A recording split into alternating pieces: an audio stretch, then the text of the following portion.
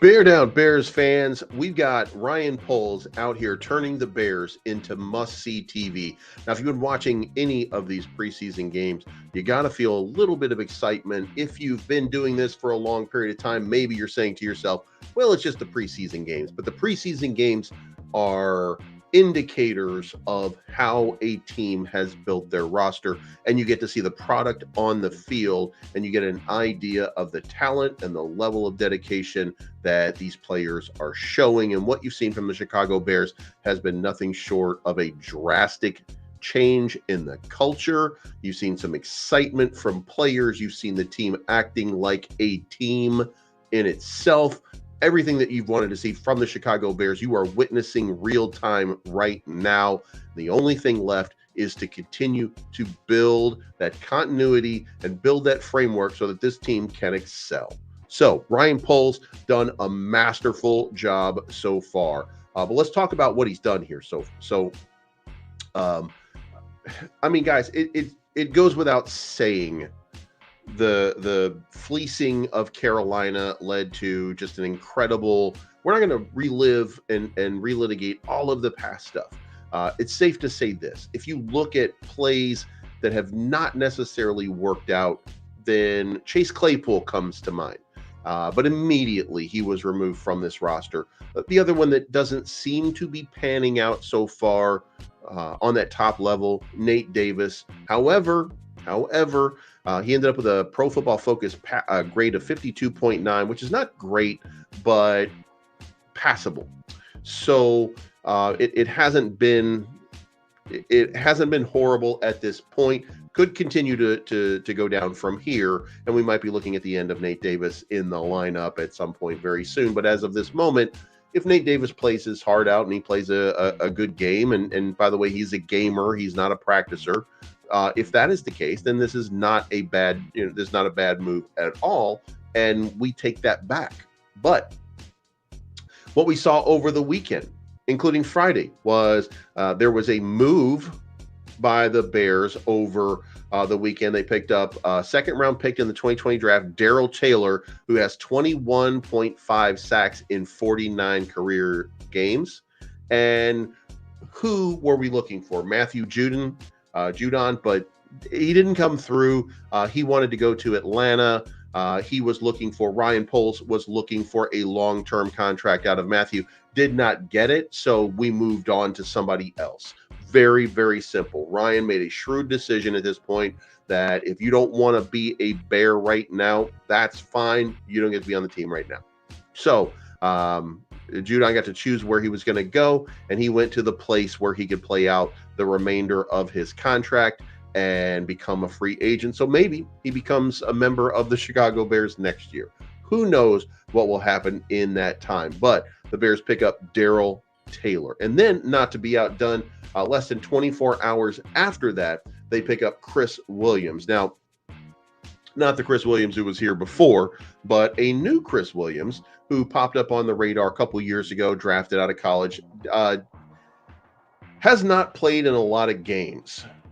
He has not played in a lot of games, but in the limited sample that we have, he looks pretty good. In fact, this guy has been something of a gamer, and I believe there's a video here that I'm going to share with you of a sack in the end zone that he had not that long ago. Let's pop that up on the screen. Here we go. Chris Williams, you guys. And here he is right here, right there. Boom, down. So that's the type of talent that we're bringing here. Now, I know what you might be saying to yourself at this point. Hey, why is he rushing from the edge? Well, the guy plays edge or tackle. He's a big guy, got a motor. Now, he's not played a lot. So this is going to be an experiment, if you will. I don't know that I would agree that this was the move to make, but I think that Ryan Poles found what he thinks is an undervalued guy that he can get a lot out of, and he is replacing somebody who is, let me just say this, entirely unproven at this point, in Zach Pickens. Zach Pickens out with an injury. I don't know how long Zach is going to be out, but this does mean that we're bringing in somebody with a little bit more experience to take the place of Zach Pickens. And once we move past that, then I think this might actually be a very good, if not upgraded, move that's been made right now. Zach Pickens is a backup.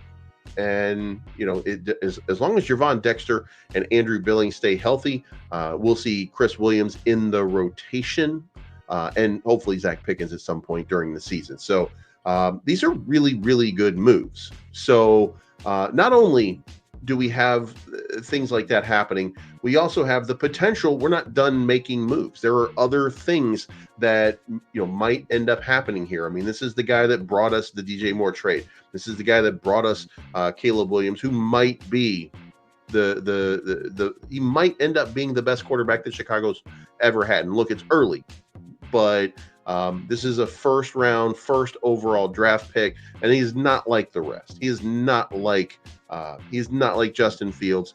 He processes the game at a different level than Justin Fields. This is not like Mitchell Trubisky. He processes the game at a different level than Mitchell Trubisky. Now, can he put it all together and be that guy that we think that he might be? I don't know the answer to that, but I know for right now at this moment, Caleb Williams looks like he has the potential to be that star. So if it works out that way, fantastic. If it doesn't, we'll be trying one more time. But they did bring in Rome Odunze. Rome Odunze looks like every bit of the game-changing wide receiver that every team would desire to have. Passing on Marvin Harrison, moving who went earlier in the draft, and Malik Neighbors.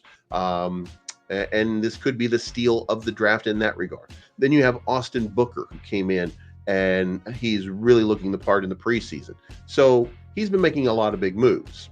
And Ryan Poles has just been absolutely killing this game. Now, another thing that happened, and this was recent, where the discussion was, Ryan Poles actually brought in an admiral to teach leadership to the scouting organization. One thing that Ryan Poles that has become evident as a Chicago Bears GM is he's a big believer in building an organization from within. This isn't limited to players. During the interview with Hogue and Johns, he explained it is his goal to develop the best scouting department in the world. He wants the Bears to be a hotbed for future NFL general managers, and that hasn't been the case so far. Teams never get anywhere without good leaders. Poles found a book written by United States Admiral William H. McRaven called The Wisdom of the Bullfrog. It discusses the many challenges a leader can face, such as crisis situations, management debates, organizational transitions, and ethical dilemmas. McRaven is a former Navy SEAL who oversaw the infamous SEAL Team 6 during their now legendary raid to kill Osama bin Laden. Poles was so taken with the book that he had all of his scouts read it during the summer. That wasn't it, though. McRaven himself reached out to the Bears, and they had a Zoom meeting where everybody could ask the Admiral questions. So this guy Ryan Poles brought in the Admiral who oversaw the raid that took out Osama bin Laden from SEAL Team 6. He had the leader of SEAL Team 6 come in and talk to the Bears scouting organization. McRaven may not be a sports guy, but he is a leadership man. Learning how to manage people and get the best out of them is necessary in sports, business, and war. He served 37 years in the military, including both Gulf Wars and Afghanistan. He also has rubbed shoulders with distinguished leaders like Barack Obama, George Bush, Norman Schwarzkopf, and Colin Powell. This is a guy who, when he speaks, you listen. So Ryan Poles brings them in, try to increase the level of engagement and leadership skills and what people are looking for in the scouting department. So I think that we're probably looking at a guy who has built this roster, if you will, with a specific thing in mind, and is building the front office with something in mind, and that is excellence at every step and every facet of this organization. We haven't seen anything like this, okay? And it is early, but we haven't seen anything like this in a very long time in Chicago. So a shout out to Ryan Poles. You are absolutely killing it. So let's talk roster moves right now. I'm going to give you a list right now of what we're looking at right now. So, as far as quarterbacks, there's going to be 2 quarterbacks taken on the roster, Caleb Williams and Tyson Bagent. Now, the question is, will it be Brett Rippon or Austin Reed that ends up on the practice squad? I'm going to say it's going to be Brett Rippon because Tyson Bagent is still a work in progress, even though he's looked pretty good. He's still a work in progress. So the likely move here is going to be to hold on to Brett Rippon on the practice squad so that he can impart any kind of wisdom that he might have. And Austin Reed, probably undrafted free agent, probably gone. So that's what the quarterback room probably going to look like. Running back room, however, should be DeAndre Swift, Khalil Herbert, Roshan Johnson, Velus Jones, Travis Homer, and Kari Blasingame. Ian Wheeler is already on the injured reserve, so he'll be held on to and will probably end up on the practice squad, most likely. So they'll be holding on to him just a little bit. As far as wide receivers go, most likely 5 wide receivers on the roster. DJ Moore, Keenan Allen, Rome Odunze, Tyler Scott, DeAndre Carter as those guys. So that appears to be a fair enough assessment. Tight ends, we already got rid of Tommy Sweeney. Most likely Stephen Carlson's going to be gone as well. Cole Kmet, Gerald Everett, and Mercedes Lewis ends up being the guys. On the offensive line, they have 9 guys on the roster, and that should be, don't hold me to this, but Braxton Jones, Tevin Jenkins, Darnell Wright, Ryan Bates, Coleman Shelton, Nate Davis, Karana Magaji, Matt Pryor, and Bill Murray. Now, I do think that the question is whether or not Bill Murray or Doug Kramer both had pretty good preseason. So that could be a swap right there, and you could end up with Doug Kramer over Bill Murray. But right now, looking like Bill Murray going to be that guy. As far as the defensive line goes, and I'm not going to. I don't think this is optimal at this point. There's still going to be some stuff that's going to have to be worked out here. But Montez Sweat, Andrew Billings, Javon Dexter, DeMarcus Walker, Zach Pickens, Austin Booker, Darrell Taylor, Chris Williams, and Dominique Robinson. Now, I'm not sure that I'm sold on Dominique Robinson. The Bears seem to be, by the way. The Bears seem to be sold on that. But I have a feeling that, and by the way, Matt Eberflus on Saturday, I want to say, during a presser, mentioned Dominique Robinson as part of the rotation on the edge. I don't know if he meant that or Daniel Hardy. Okay, so Dominique Robinson might, because he's been outplayed by Daniel Hardy. So my question would be whether or not maybe Daniel Hardy ends up staying and Dominique Robinson is gone. So that is one potential. The rest of them seem to be pretty solid. Next up, linebackers, Tremaine Edmonds, TJ Edwards, Jack Sanborn, Noah Sewell, and Amen Abagbenamigma. Now, the question at this point becomes, what about Micah Baskerville, who's really kind of shown out over the last couple of days? And I don't know, there's going to have to be roster cuts made. There's going to have to be people that are not going to make this roster, but that battle, and here's the thing, Agbenamigma has been just as good as Micah Baskerville in this preseason. So whichever one we end up going with, and it could be that Noah Sewell is on the outs as well, despite the fact that he's been serviceable all of this time, because Micah Baskerville has been showing out. So, but that's just a guess and an estimate. Cornerbacks, Jalen Johnson, Kyler Gordon, Tyree Stevenson, Terrell Smith, Josh Blackwell, and Jalen Jones. No real questions there. There was some competition.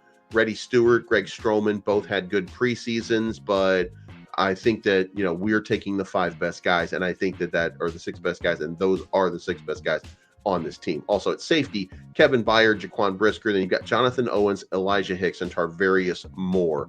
There have been a few other guys, but nobody's really stood out. Then as far as specialist players go, Cairo Santos, Torrey Taylor, and Patrick Scales, that should be known. So that's what it looks like. So let's talk about 11 players most likely to be cut. Brett Rippon or Austin Reed. I think that's going to be Austin Reed. Austin Reed ends up getting the cut right there. Ian Wheeler, ironically though, with on the injured reserve, probably ends up on the practice squad. So I think that we won't see Ian Wheeler playing for the Bears this season, but I think they're going to hold on to him because I think he's really been a pretty good player and a little too special overall to just kind of toss off to the wayside. You might as well lock him up under contract because you don't know. You're definitely going to need him next year, by the way, because Khalil Herbert cannot be here along with DeAndre Swift. Khalil Herbert is looking for a starting job, and if DeAndre Swift is that guy, then there's going to have to be a change here, and there's no reason. There's no circumstance in my mind that Khalil Herbert signs with the Bears on his 5th year, or that the Bears hold on to him and have to pay him top 5 running back money after they've already given $8 million to DeAndre Swift. There's just no way to do that. So hold him on the practice squad, Ian Wheeler, and then see what happens. So he'll be gone from the roster. Also, Dante Pettis, despite the fact that Dante Pettis has had some really, really good games in the preseason, when I give you that list of wide receivers, he doesn't fit. He doesn't fit. The rest of the guys have been clearly superior in every way, and or are already inked in as starters. I mean, you take DJ Moore out of the mix, you take Keenan Allen out of the mix, Rome Odunze out of the mix, and you got to take Tyler Scott out of the mix because he's also had a bang-up time. So that doesn't leave very much. So Dante Pettis probably on his way out. DeAndre Carter was brought in as a veteran, and they'll probably give that role to DeAndre Carter and not Dante Pettis. So, and by the way, DeAndre Carter is a guy who can return punts and kicks. So, he's a guy who's made for it a little better than Dante Pettis. So that's his overall ability probably makes him the prohibitive guy. Also, probably going to be let go, Larry Borum. So we've probably seen the last of Larry Borum. We know he's injured. He's got an injury, but I just don't think that Larry Borum makes this roster at this point. Might save a little bit of payroll, as a matter of fact. Corliss Waitman, the punter, even though I think he was averaging about 44 yards a punt, which is not a bad number. Torrey Taylor averaged 48 yards. So, obviously, and, you put that draft pick out there and you brought in a game-changing Legatron, the Crocodile punter, name him whatever you want. He's definitely making the roster, and Corliss Waitman on his way out. Also, Adrian Colbert. Adrian Colbert did have a few. Look, his name came up quite a bit in the last 2 games, but there's just too much depth right now at the corner position, so he is not going to make it. In fact, Reddy Stewart not going to make it. And Reddy Stewart had a pick 6, and you know what I mean. And he had 2 interceptions. I mean, there's some struggles that we're going to have for position. So you're definitely going to see Adrian Colbert probably gone here. Cameron Lyons, the long snapper, as long as Patrick Scales is healthy, then Cameron Lyons has no shot. Patrick Scales, obviously the superior guy, and already re-signed with the Bears. So Austin Reed is most likely gone. Now, look, again, you could talk about the swap between Brett Rippon or Austin Reed. There's just no way that you don't hold Austin Reed on the practice squad. You got your quarterback of the future in Caleb Williams, and you got your quarterback of the future just in case something catastrophic happens to Caleb Williams in Tyson Bagent already. So there's no room for Austin Reed, even though he's had a pretty good preseason. Brett Rippon provides a little bit more experience just in case something bad really does happen. So I would suspect that Austin Reed is gone. Brett Rippon's on the practice squad. Jamry Chroma, I don't think that he really lit anything up so much. He really had a lot of opportunity. He played 62 snaps in the preseason, and did he even have he had no sacks. I think he had a couple of pressures, but on 62 plays, if your ratio is like 5%, you can't be on this team. This team is better than what you're bringing to the table. So Jamry Chroma probably gone. Again, Dominique Robinson, the question at this point, and by the way, Khalid Kareem is already gone. And Khalid Kareem had a really good preseason as well, but he's been released by the Bears at this point. So the question now becomes Daniel Hardy or Dominique Robinson. Now look, because Matt Eberflus said Dominique Robinson by name on Saturday, that seems to me, in my mind, to say that he has the edge but it could be that maybe Eberflus just speaking off the cuff and naming the names that he remembered because he's been here for a while. When they have to actually make that decision, it occurs to me Daniel Hardy has done some great stuff so far on this roster. So I would suspect that Daniel Hardy could potentially be that guy over Dominique Robinson. So be watching for him probably getting cut. And Nasimba Webster at wide receiver had a couple of catches, but he really just hasn't. It really hasn't gelled. And clearly, this receiver room is a little bit better than where we are with Nasimba Webster. So I would say that is probably, yeah. I think he makes the practice squad, by the way. So I think that's what we'll end up seeing.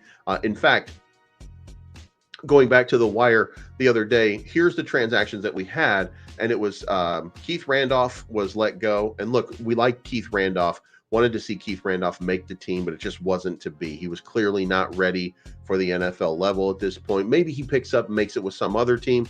So, you know what I mean? Then you have Doug Coleman that didn't make and really hasn't done very much. So Tommy Sweeney out of Boston College did not make it. And then Nasimba Webster is on the IR along with Ian Wheeler. Now, the reason that they're on the IR and not released from the IR, most likely because they're going to be kept on the practice squad. So just because Nasimba Webster and Ian Wheeler are not going to make this roster doesn't mean that they might not be brought back from practice squad at some point pretty soon. So there's some interesting stuff happening here. Ryan Poles has built a winner. At least in my opinion. I don't know what you think, but I would be curious. What do you think of this roster so far? The Chicago Bears are looking like one of those teams that, look, I'm going to say this until I'm blue in the face. Can I say that the Chicago Bears are going to go 13-4? Of course not.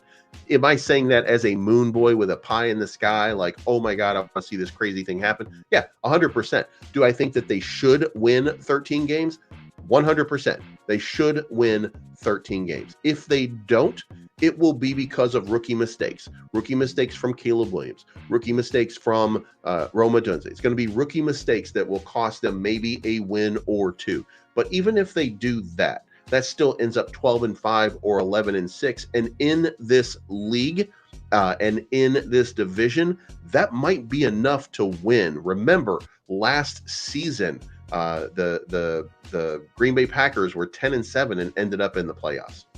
And the Bears technically had a shot at the playoff different times. And look, when you go back to 2023, I can't stress this enough. For those of you that are new, you might not. I'm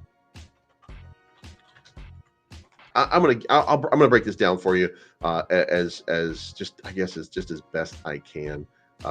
So that you guys have an idea of what I'm talking about here. But let's add this to the stage for the moment.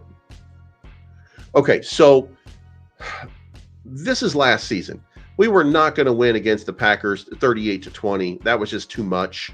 There is a possibility that we could have had a shot against the Buccaneers, but throw that one out as well. Throw out the Chiefs. We weren't going to win there. Now, let's talk about what we could have won.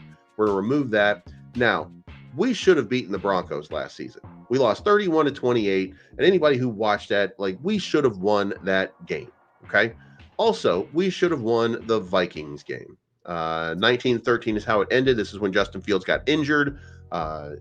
We had the opportunity to win that game. We had the opportunity to win against the Saints. So we had the opportunity to win against the Detroit Lions. We had an opportunity to win against the Browns. Now, this is were they 9-8? Okay, I thought they were 10-7, but 9-8 works for me. These are 5 winnable games that the Bears had last season. Now, say what you want about this team and the preparation and how we really, we didn't close the game, and a lot of that was quarterback play and offensive play calling. So if we had just run up just a little bit more, and we had won 4 of these 5 games, this team would have been 11-6 if we had won all 5 of those close games. And by close games, I just mean the games that we were within a touchdown that were winnable. Remember, the Bears and the Browns, we had 2 big drop passes that they were touchdowns or big time plays that would have kept and continued to propel this team. So, when you start to break this down, this team should have beaten the Bears 2 times. The Lions should have beaten the Lions 2 times. We annihilated them in that second matchup, 28-13, but we were up 26-14 with 4 in a minute, with a little under 4 minutes left. There's no way that these things should have happened. The Bears and the Saints, you make an argument. The Vikings and the Bears, look, there were so many opportunities for the Bears to win those games. There were 4 very winnable games, 5 if you include that Saints-Bears game. So this is a team that was just this far away from being 12-5 last year. So when I say 13-4, I mean that because this team is better than it was before. It's built for winning now. There's holes in the roster. I will admit there are holes in the roster. Some of the holes in the roster, however, along the offensive line, some of those problems are solved by a change at quarterback and a change in offensive coordinator. It is my belief right now that Shane Waldron, who drafts, by the way, his offensive scheme around what his players are good at,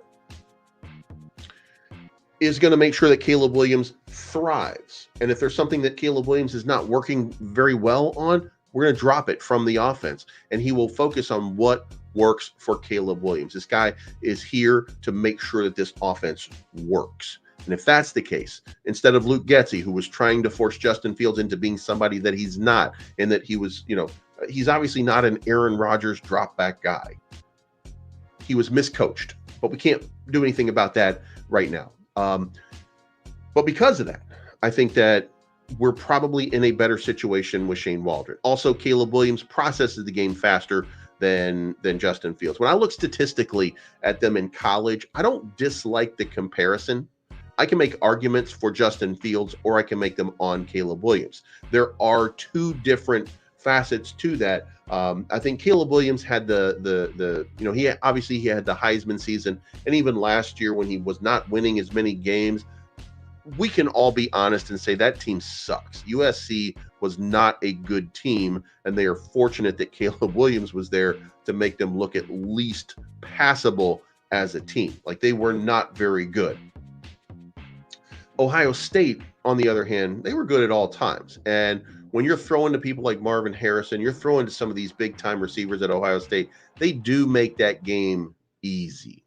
So an argument could be made that, some of Justin Fields was just being on the best team in a division and having a lot of deep talent around you.